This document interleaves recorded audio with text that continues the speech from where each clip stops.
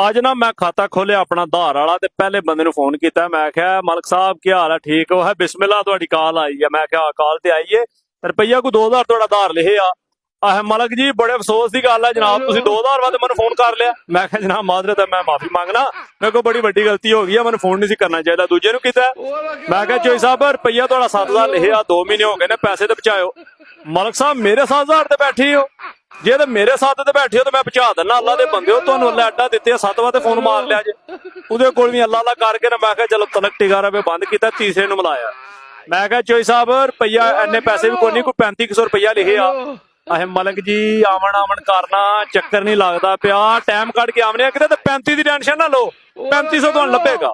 मैं क्या ठीक है जी, लिखे तो बंदे 8-10 है, पर तुहानूं मुफ्त दसना। चौथे नूं फोन किया, उन्हें गल ही मुका छड्डी है।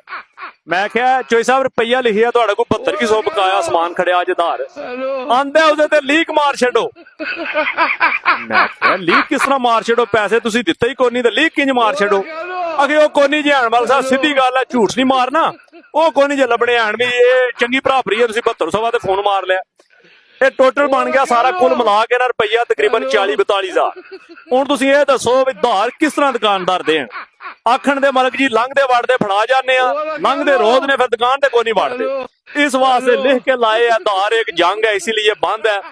प्यार वाले उरा, नगद वाले उरा, धार वाले परा, इस वास्ते धार नहीं देई दा। हुण समझ आई जे?